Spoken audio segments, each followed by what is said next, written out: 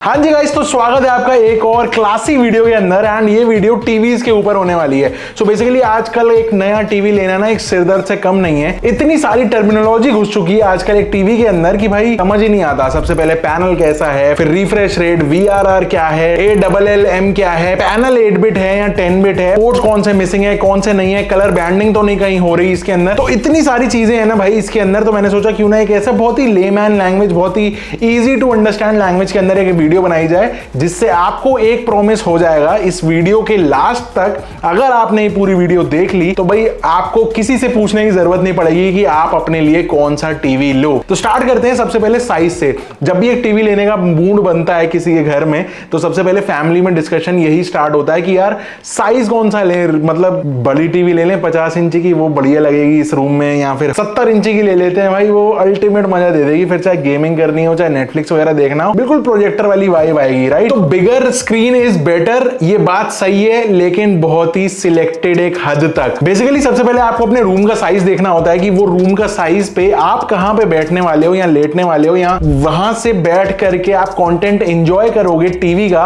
वो कितनी दूर है। यहां पे सबके रूम के साइजेस अलग अलग हो सकते हैं, राइट। कोई स्क्वायरिश हो सकता है, कोई थोड़ा रेक्टेंगल टाइप का हो सकता है, किसी के व्यूइंग डिस्टेंस कम होंगे, किसी के ज्यादा होंगे। इसीलिए रूम के साइज को ना देख के मैं यहां पे व्यूइंग डिस्टेंस को मेजर करके बताऊंगा कि आप कितने इंचेस की टीवी अगर लेना चाहते हो तो आपको एटलीस्ट कितना व्यूइंग डिस्टेंस चाहिए अगर उस टीवी का आप फुल पोटेंशियल यूज करना चाहते हो। तो सबसे पहले स्टार्ट करते हैं 32 इंचेस के टीवी से। तो यहां पे ना बेसिक फॉर्मूला बहुत ही सिंपल है। जितना बड़ा टीवी होता जाएगा उतना आपको टीवी से दूर होना पड़ेगा। यस, ये आपने सही समझा। तो यहां पे आपको एटलीस्ट 1.37 मीटर्स जो है ना वो डिस्टेंस रखना पड़ेगा अपने बैठने का और टीवी की पोजीशन के बीच में। इसी तरह से मैं ना सारे साइजेस को मेंशन कर देता हूं। जैसे कि 43 इंचेस के लिए आपको चाहिए 1.83 मीटर्स की डिस्टेंस। एंड इसके बाद जो साइज आता है 50 इंच, वो आजकल बहुत ज्यादा सेल होने लग गया है। एंड उसी लिए काफी सारे लोगों के जो डिसीजन है ना वो गलत हो जाते हैं 50 इंच पे आके कि भाई रूम छोटा पड़ रहा है लेकिन 50 इंच की टीवी लगा ली। 50 इंच की अगर आप कोई टीवी लेनी है तो आपका व्यूइंग डिस्टेंस आपके टीवी से एटलीस्ट 2.1 मीटर्स होना चाहिए। अब अगर 50 तक जाता है आदमी तो फिर सोचता है क्यों ना 55 पे चला जाऊं। तो अगर 55 इंच की एक टीवी आप लेने का सोच रहे हो तो आपका व्यूइंग डिस्टेंस मिनिमम से मिनिमम 2.3 मीटर्स का होना चाहिए। और अगर एटलीस्ट 2.25 से 3 मीटर आप दूर बैठ के देखने वाले हो आपकी टीवी की पोजीशन से, तो आप जा सकते हो 65 इंचेस पे।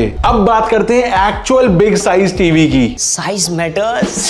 अगर आप एक 70 इंच के आसपास का टीवी लेने जा रहे हो ना तो आप ये देख लेना 3 से 3.25 मीटर एटलीस्ट आप दूर बैठे हो अपने टीवी से। एंड अगर 85 इंचेस के लिए ज्यादा मन हो रहा है तो एटलीस्ट 3.25 से 4 मीटर होना चाहिए। यहाँ पे ना मैं आपको दिखाता हूँ कि क्या होता है अगर हम इन साइजेस को फॉलो करके बहुत पास से बड़े साइज की टीवी देखते हैं। जैसे कि मैं अभी खड़ा हूँ कुछ आधे मीटर पे, एंड यहाँ पे मैं आपको दिखा रहा हूँ एक 55 इंच का एक LED डिस्प्ले। एंड ये मेरा एक प्राइमरी टीवी है जो मैं डेली यूज करता हूँ। आप देख रहे हो कैसे यहाँ पे कितनी पिक्चर क्वालिटी डिग्रेडेड है, पिक्सल्स हमको एक एक देखने को मिल रहे हैं। एंड इसीलिए जब यही चीज मैं पीछे जाके देखता हूं जो इसका रिकमेंडेड डिस्टेंस है यानी 2.3 मीटर्स मेरे केस में, क्योंकि ये 55 इंच की टीवी है, तब आप देखोगे कि पिक्चर क्वालिटी बिल्कुल टॉप नॉच निकल के आ रही है। अब बात करते हैं पैनल्स की। यहां पे ना 2 तरीके के पैनल्स यूज होते हैं टीवीज के अंदर in terms of colour range, कि कितने कलर्स आपके टीवी पे शो होंगे। एक होता है 8 बिट, एक होता है 10 बिट। अगर आप 8 बिट की बात करोगे तो यहां पे आपको 16.7 मिलियन कलर्स देखने को मिलेंगे। एक पैलेट समझ लो कलर्स की, जिसके अंदर 16.7 मिलियन कलर्स हैं। अगर आप 10 बिट पे जाओगे तो यहां पे 1.07 बिलियन कलर्स हो जाते हैं। मतलब पता नहीं कितने गुना ज्यादा आपको ज्यादा कलर्स देखने को मिलेंगे। तो देखो अब आपकी स्क्रीन पे मैं एक सैंपल फोटो या फिर डिफरेंस की एक फोटो लगा देता हूं। आपको दिखेगा 8 बिट में एक ही कलर की जब शेड्स निकल रहे हैं तो आपको देखोगे हर कलर पे एक सेपरेशन लाइन जा रही है। ये यूजुअली आपको तब देखने को मिलता है जब लो लाइट वाले शॉट्स होते हैं, कभी अंधेरे वाले शॉट्स होते हैं, तब आपको ज्यादातर देखने को मिलेगा। इवन अगर आप नेटफ्लिक्स वगैरह भी कभी देख रहे हो तो कई बार आप नोटिस करना इस तरीके के लाइंस हमको देखने को मिलते हैं। ऑन दी अदर हैंड जब आप 10 बिट पे देखोगे एक ही ग्रेडियंट है, वो सीमलेसली चेंज कर रहा है कलर, एंड वहां पे कोई भी लाइन नहीं है। इसको यहां पे कलर बैंडिंग बोलते हैं। एंड ये 8 बिट वाला जब पैनल होगा तो लो लाइट के जब भी शॉट्स आपके टीवी पे आएंगे तो इस तरीके की कलर बैंडिंग आपको देखने को मिलेगी।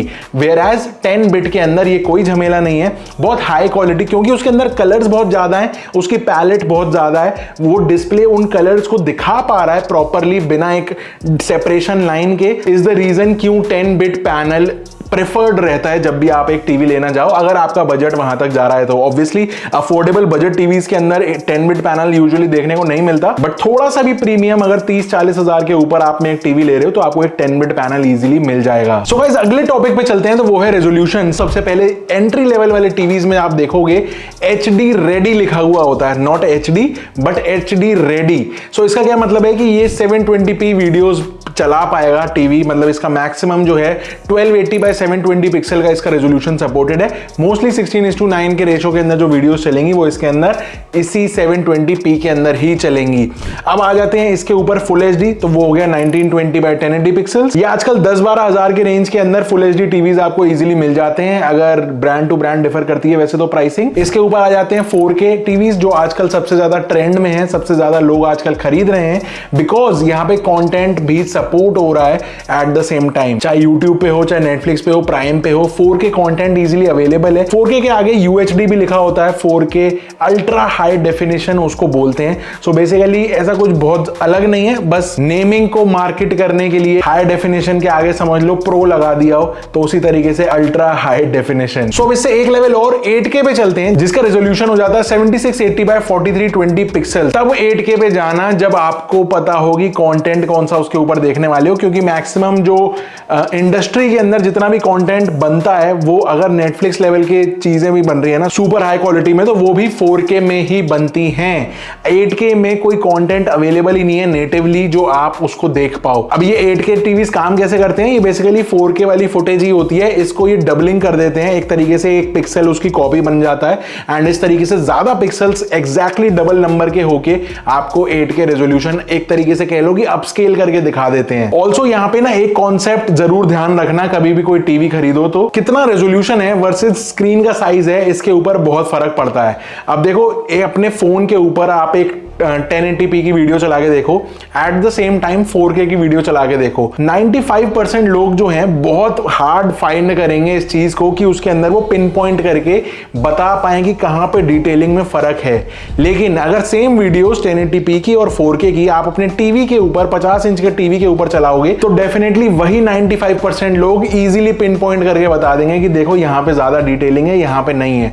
तो जितना बड़ा डिस्प्ले का साइज हो रहा है उतना ईजी हो रहा है कि हमको पिन पॉइंट करना कि कहां पे डिटेलिंग मिस्ड आउट है, या फिर हम इजीली बता पा रहे हैं कि ये हाई डेफिनेशन वाली वीडियो चल रही है। सो नेक्स्ट पॉइंट पे चलते हैं, तो ये है बैक लाइटिंग। डिस्प्ले पे पीछे से कौन सी तरीके की लाइट्स मारी जाती हैं जिससे हमको इल्यूमिनेट होके मिलता है। पुराने जमाने की टीवीज, नॉट दैट वो चौड़े वाले, बल्कि नॉर्मल जो मोटे वाले LCDs आते थे ना, उसके अंदर CCFL वाली टेक्नोलॉजी यूज होती थी। उसका मतलब था cold cathode fluorescent lamp. So basically ना ऐसे लंबे लंबे ट्यूब्स होते थे जिसके अंदर लाइट जलती थी, तो वो आगे वाले पैनल पे इल्यूमिनेट करके इमेजेस जनरेट होती थी। लेकिन उससे क्या है कि हमारी फ्रंट वाली जो डिस्प्ले होती है ना वो बहुत वीक हो जाती थी, इसलिए टेक्नोलॉजी ने वहां पे शिफ्ट लिया एंड हम पहुंच गए उसके बाद प्रॉपर LEDs की तरफ। तो LED टीवीज के अंदर ना डिस्प्ले में 2 लेयर्स लगी होती हैं, एंड उन लेयर्स के अंदर बेसिकली एक क्रिस्टल सॉल्यूशन टाइप का फिल्ड होता है, जिसकी वजह से उस सॉल्यूशन को जब पीछे से LED की लाइट मिलती है तो वो इल्यूमिनेट हो जाता है एंड इमेजेस जनरेट होकर हमको आगे दिखती हैं। तो ये जो LED है इसमें जो बैकलाइट लगी हुई है ना, ये 5 तरीके की लाइट्स आती हैं, एंड कहीं ना कहीं टीवी के जब आप डिस्क्रिप्शन देख रहे होते हो ऑनलाइन सेल्स पे या कहीं पे,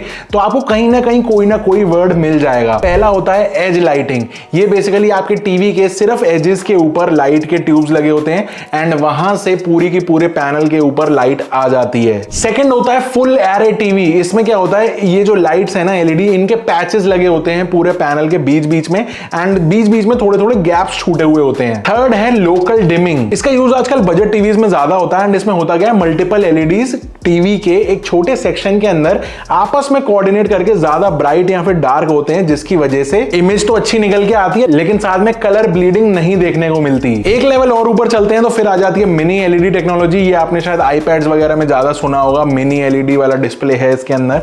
सो वो टीवीज के अंदर भी आता है। बेसिकली हर एक पिक्सल एक काइंड ऑफ LED है, एंड जब ब्लैक कलर दिखाना है तो एक तरीके से समझ सकते हो कि वो LED बंद हो गई है, एंड इस तरीके से बिल्कुल accurate accurate colours, Poppy colours निकल के आते हैं, डीप ब्लैक्स देखने को मिलते हैं एंड एक्सपीरियंस बहुत अच्छा होता है डिस्प्ले का। इसके बाद बात करते हैं ओलेड टीवीज की। जब हम देखते हैं कि फुल एचडी टीवी के बाद आजकल ओलेड टीवी के बारे में बहुत बात होती है, तो ओलेड टीवी में भी क्या होता है, हर पिक्सल अलग ही होता है, जस्ट लाइक मिनी एलईडी वाली टेक्नोलॉजी। इसमें भी जो ब्लैक्स हैं वो प्रॉपर ब्लैक्स ही दिखते हैं, ग्रेज नहीं दिखते। लेकिन एक चीज यहाँ पे लैक करती है ये OLED technology when compared to mini LED, वो है ब्राइटनेस। यस, मिनी एलईडी वाली ब्राइटनेस का जो पैनल होगा वो हमेशा ज्यादा ब्राइट होगा जब आप उसको कंपेयर करोगे एक ओलेड पैनल से। अब आगे बढ़ते हैं तो एक चीज यहां पे हम भूल गए जो कि है क्यूलेड टेक्नोलॉजी। आजकल आप देखोगे फुल एचडी 4K के बाद एक 5,000 रुपए और दोगे तो आपको क्यूलेड नाम देखने को मिल जाता है आपके टीवी के मॉडल में। सो ये है quantum dots based LED. Quantum dots यानी टाइनी नैनो पार्टिकल्स डले हुए हैं उसकी एक लेयर के अंदर, जिससे ओलेड के जो ब्राइटनेस दब रही थी ना जब हम कंपेयर कर रहे थे मिनी एलईडी से,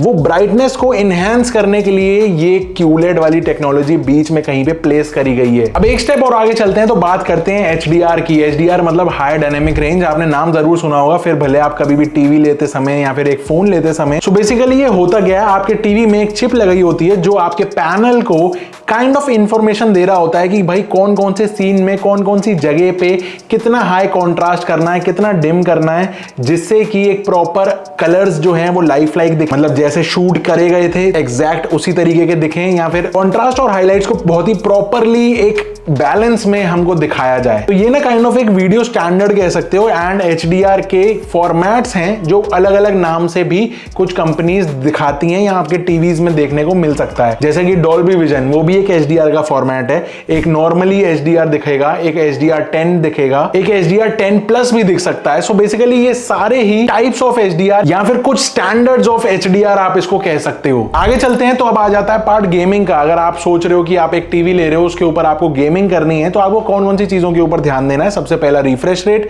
हो सकता है कि आप एक PS5 ओन कर रहे हो या फिर खरीदने वाले हो, उसके लिए आप एक टीवी देख रहे हो, तो सबसे पहले PS5 जो है वो 4K 120 FPS तक भी सपोर्ट करता है। तो आप ये देखोगे कि भाई आपका जो टीवी का रिफ्रेश रेट है वो एटलीस्ट 120 हर्ट्ज हो। मोस्टली आजकल सारे ही टीवीज बाय डिफॉल्ट, अगर आप बिना रिफ्रेश रेट को मद्देनजर रखे टीवी लेते हो तो उसका पैनल 60 हर्ट्ज पे मिलेगा। फिर उसके बाद उस टीवी के साथ भले आप 4K 120 वाला PS5 लेके बैठ जाओ, वो मैक्सिमम 60 हर्ट्ज ही आउटपुट करेगा। सेकंड चीज जो हमको देखनी है इस पूरे गेमिंग वाले सीन के अंदर वो है इनपुट लैग। इसके लिए आपको दो फीचर्स ध्यान में रखने हैं जो आपको अपने टीवी के अंदर चेकआउट करने हैं। पहला है VRR, मतलब कि वेरिएबल रिफ्रेश रेट। कुछ टीवी के कंपनीज इस तरीके का नाम यूज कर रहे हैं, प्रॉपर 120 हर्ट्ज नहीं दे रहे हैं वो पैनल, लेकिन आपको VRR के नाम पे उलझा रहे हैं। कह सकते हो ये ऐसा सेटिंग डाल दिया है कि जब टीवी देखेगा कि 120 हर्ट्ज का कंटेंट चल रहा है तो वो 120 पे चला देगा, अदरवाइज वो 60 पे चल रहा है। लेकिन ये उतना ज्यादा बेटर आपको फ्रेम रेट निकाल के नहीं देगा जितना एक नेटिवली 120 हर्ट्ज का पैनल निकाल के देता है। दूसरी चीज है ALLM, मतलब कि ऑटो लो लेटेंसी मोड। ये बेसिकली फ्रेम ड्रॉप्स नहीं होने देता है एंड ऐसा ट्राई करता है कि भाई ऑटोमेटिकली सब कुछ सिंक हो जाए, परफॉर्मेंस ऑटोमेटिकली ऑप्टिमाइज हो जाए, जिससे आपको एक गेमिंग का अच्छा एक्सपीरियंस मिले। तो अब बात करते हैं सॉफ्टवेयर की। आपको पता है कई तरीके के मार्केट में ऑप्शंस हैं, कई तरीके के ब्रांड्स हैं। सबसे पहले अगर LG को देखोगे तो उनका वेब OS है,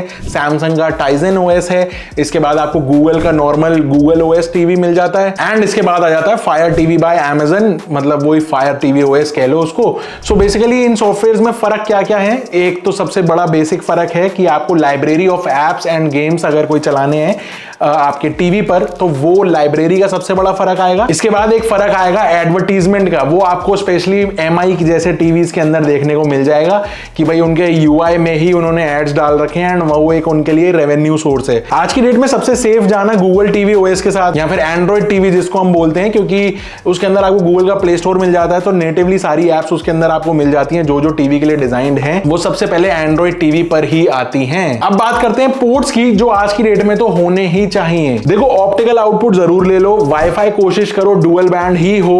कुछ सस्ते टीवीज की में आपको देखेगा वाईफाई का सिंगल बैंड है, लेकिन नहीं, आपको डुअल बैंड वाईफाई के साथ जाना है। इससे क्या होगा कि अगर आपका वाईफाई राउटर आपके टीवी से थोड़ा दूर भी रखा है तो भी आपको स्पीड अच्छी परफॉर्मेंस मिलेगी, प्लस हाई स्पीड पे कनेक्टिविटी मिलेगी। अगर आपका वाईफाई का प्लान 100-200 Mbps का है तो डुअल बैंड वाईफाई से ही आपका काम होगा। अब ऐसा हो सकता है वाईफाई आपने लगाया हो लेकिन टीवी जो लिया है वो अगर सिंगल बैंड वाईफाई वाला है तो तो वो हो सकता है थोड़ा सा अटक अटक के भी चले जब आप स्ट्रीम करो। सेकंड है ईथरनेट की वायर, वो जरूर ले लो। अगर आप कोई कंसोल वगैरह कनेक्ट करना चाहते हो या फिर वायर्ड इंटरनेट उसके अंदर देना चाहते हो तो आपको ईथरनेट पोर्ट जरूर चाहिए। इसके बाद आ जाते हैं HDMI पोर्ट। आजकल जितना भी इनपुट जा रहा है टीवीज के लिए वो सारा का सारा HDMI के थ्रू ही होता है, एंड इसमें कोशिश कर लो 3 से 4 HDMI पोर्ट्स तो हों। ज्यादातर ब्रांड्स बताते नहीं है कि HDMI कौन सा वाला लगा रहे हैं। HDMI 2.0 लगाता है, कोई 2.1 लगाता है। आपको बता दूं, अगर आपको एक लेटेस्ट चीज चाहिए तो वो HDMI 2.1 है, इससे कम पे सेटल मत करना। अगर HDMI 2.0 लोगे तो काफी सारी चीजों की कंटेंट की जो क्वालिटी है उसमें फर्क आ जाता है। इसके अलावा आपको 2-3 चीजों का ध्यान रखना है। सबसे पहले ब्लूटूथ हो उस टीवी में, उससे मतलब फाइल ट्रांसफर नहीं करनी है आपको, लेकिन ये क्या है कि बाकी के डिवाइसेस कनेक्ट हो जाएंगे। जैसे कभी हेडफोन लगा के आपको टीवी पे स्ट्रीम करना है या कुछ, कभी गेमिंग कंट्रोलर या साउंड बार कुछ भी कनेक्ट करना है तो ब्लूटूथ की जरूरत तो पड़ेगी, वो जरूर देख लेना आपके टीवी में हो। आगे बढ़ते हैं तो अब बात करते हैं रैम की। अगर आप एक 2024 के टुवर्ड्स दी एंड में एक आप इस तरीके की वीडियो देख रहे हो तो मैं समझ रहा हूं कि आप एक बहुत जल्दी टीवी लेने का प्लान कर रहे हो। तो इस टाइम पे ना आप 1 GB रैम वाले बिल्कुल ही लिस्ट से हटा दो। भाई 1 GB रैम अगर किसी टीवी में लिखा है तो नहीं चाहिए वो, एटलीस्ट 2 या 3 GB हो तो एक अच्छा है। लेकिन अगर आप थोड़ा सा बजट एक्सटेंड करके इस तरीके के टीवीज देख सकते हो जो 4 GB रैम सपोर्ट कर रहे हो तो वो बहुत अच्छी फ्यूचर प्रूफिंग में चला जाएगा। क्योंकि जैसे जैसे हमारे टाइम बढ़ रहा है वैसे वैसे जो एप्स हम यूज करते हैं ना टीवीज पे, जैसे कि नेटफ्लिक्स हो गया, सोनी, जितने भी कंटेंट वाले apps, YouTube, Netflix, prime, Amazon, जो भी, तो ये सब के साइजेस बड़े होते जा रहे हैं एंड ज्यादा कंटेंट, ज्यादा प्रोसेसिंग बढ़ती चली जा रही है। तो मेक श्योर आप एक डिसेंट अमाउंट ऑफ रैम वाली टीवी खरीदो। नेक्स्ट चलते हैं तो प्रोसेसर पे। प्रोसेसर बहुत ज्यादा डिटेल में घुसने की जरूरत नहीं है। मेक श्योर कि एक क्वाड कोर प्रोसेसर हो एटलीस्ट। अगर बजट थोड़ा सा एक्सटेंड करके अच्छे प्रोसेसर पे जा सकते हो तो ऑक्टा कोर पे चले जाओ, अदरवाइज क्वाड कोर भी इनफ है। आगे चलते हैं तो है साउंड। जिस तरीके से हमारे टीवी में वीडियो की क्वालिटी इंपॉर्टेंट है वैसे ही साउंड भी इक्वली इंपॉर्टेंट है। तो एटलीस्ट ये देखो कि आपका एक साउंड का जो आउटपुट है वो 20 वॉट तो कम से कम हो। लेकिन जैसे जैसे टीवी का साइज बड़ा होता जाएगा, क्वालिटी प्रीमियम होती जाएगी, वैसे वैसे साउंड का जो आउटपुट वॉटेज है वो भी बड़ा होता जाएगा। लेकिन फिर भी 50-55 या उससे बड़े टीवीज के अंदर हम जाते हैं तो हम देखते हैं कि यार थोड़े से ना वीक ही हैं आजकल के जितने टीवी ब्रांड्स के ऑडियो के आउटपुट्स आ रहे हैं। उसके लिए हमको फिर जाना पड़ता है साउंड बार्स की तरफ या फिर एक होम एंटरटेनमेंट सिस्टम जिसको हम 2.1, 3.1, 4.1 या फिर 7.1 बोलते हैं। ये जो 4.1, 3.1 होता है ना, ये कुछ नहीं होता। बेसिकली 4.1 है तो इसका मतलब 4 स्पीकर रहेंगे और एक इसमें वूफर वाला यूनिट रहेगा जो बेस को बूस्ट करके दे रहा है। इसको हम सराउंड सिस्टम बोलते हैं। अलग अलग जगह पे अपने स्पीकर्स लगा लेते हैं एंड अपने ऑडियो का एक्सपीरियंस बहुत ही क्रेजी निकल के आता है। मतलब अगर यहां से ऐसे जाएगा तो ऐसा ऑडियो निकल के आएगा। आगे बढ़ते हैं तो एक काफी इंपॉर्टेंट पॉइंट जो बहुत सारे लोग मिस आउट कर जाते हैं कि भाई repair and after sale service का क्या सीन है। फॉर एग्जांपल एक बताऊं, अभी रिसेंटली फ्लिपकार्ट पे सेल्स लगी थी, एक बड़े बड़े बैनर चल रहे थे एक ब्रांड के कि भाई 18,000 में 4K का इतना बड़ा टीवी मिल रहा है। एंड मैंने उस डील को देखा, मतलब बहुत अट्रैक्टिव डील थी। कोई भी होता तो शायद बहुत कई 100 लोगों ने खरीदा भी होगा, 1500 लोगों ने शायद खरीद भी लिया हो। लेकिन मैंने उस डील को कभी प्रमोट नहीं करा, ना उसको मैं सपोर्ट करता हूं कि भाई इस तरीके के डील्स में आपको फंसना चाहिए। दिक्कत क्या है उस ब्रांड के साथ कि उन्होंने 1 साल पहले ही टीवीज को मैन्युफैक्चर करना बंद कर दिया है। मैं रियलमी की बात कर रहा हूं एंड यहाँ पे वन प्लस की तरफ से भी लास्ट ईयर स्टेटमेंट आया था कि उन्होंने टीवीज की ऑफिशियल प्रोडक्शन इंडिया के लिए बंद कर दी है। वो इंटरेस्टेड नहीं है अब इस मार्केट में अपने टीवीज को बेचने के। तो इसका क्लियर मतलब ये है कि उनका जितना स्टॉक बचा है वो कमती भर्ती करके उसको बेचना चाह रहे हैं, इस मार्केट में डंप करना चाह रहे हैं। And which also tells us कि आगे चल के अगर कोई टीवी में दिक्कत आई तो इनके स्पेयर पार्ट्स में या फिर आफ्टर सेल सर्विस में बहुत दिक्कत आने वाली है। ऑल्सो आप ये भी देखो, जब भी आप अपनी टीवी ले रहे हो तो क्या आपको सर्विस, होम सर्विस मिल रही है या फिर सर्विस सेंटर वाली चीज है। कोई ब्रांड हो सकता है कि आपको टीवी तो सस्ता बेच दे लेकिन ये बोल दे कि भाई हमारे सर्विस सेंटर में रिपेयर होगा। फिर आप इतनी बड़ी टीवी लेके जा रहे हो, ट्रांजिट कर रहे हो सकता है कहीं टकरा वकरा जाए, टीवी खराब हो जाए। इससे अच्छा भले 1500 रुपए ज्यादा लगे लेकिन अपने को सर्विस ऐसी देखनी है कि होम सर्विस हो, घर पे आके ठीक करके जाओ भाई, वो ज्यादा अच्छा है। तो ऐसी छोटी छोटी बहुत सारी चीजें हैं जो देखनी पड़ती हैं भाई एक टीवी लेते समय। आई होप इस वीडियो के अंदर मैंने मैक्सिमम चीजें अपनी तरफ से कोशिश करी है कि कवर करूं, आपको टर्मिनोलॉजी समझाऊं एंड किस चीज का क्या मतलब है वो आपको बेसिक्स सारे क्लियर हो जाएं। ऑल्दो सबसे पहली चीज जो आप अपने फैमिली के साथ डिस्कस करना चाहोगे अभी भी टीवी लेने के लिए, वो मैं फिर से वही बोलूंगा कि रूम साइज और उसके हिसाब से कितना बड़ा होना चाहिए वो सबसे पहले देखना और सबसे पहले अपना एक बजट सेट कर लो कि आपको क्या रेंज पे मैक्स आउट करना है, उससे ऊपर आप एक्सटेंड ना करके इसी के अंदर टीवी लेना चाहोगे। सो ये कुछ थे सारे टीवीज के बारे में सीन। एंड अब कौन सा टीवी कौन से ब्रांड का किस सेगमेंट के अंदर अच्छा है, मैंने अपनी पूरी रिसर्च करके रखी हुई है। एंड मैं नीचे एक काम करता हूं, डिस्क्रिप्शन में हर कैटेगरी के कुछ 3 4 टीवी जो टॉप वाले हैं वो नीचे मैं लिंक्स दे दूंगा। लिंक्स एफिलिएट वाले होंगे ऑफ कोर्स, अगर आप उससे कुछ खरीदोगे तो चैनल को थोड़ा सा कमीशन मिलता है, जिससे कि चैनल चलता रहता है। सो मेक श्योर आप चेकआउट कर लेना, अगर आपके कोई इंटरेस्ट का हो तो आप लिंक्स के थ्रू ही परचेज करो, ये मैं रिक्वेस्ट करूंगा। सो ये कुछ था आज के इस पूरे एपिसोड के अंदर। आई होप आपको ये वीडियो पसंद आई हो। अगर इस तरीके की इंफॉर्मेशनल वीडियोस आपको और चाहिए हो तो प्लीज नीचे कमेंट बॉक्स खुला हुआ है, वहां पे कमेंट कर दो एंड चैनल को सब्सक्राइब कर दो,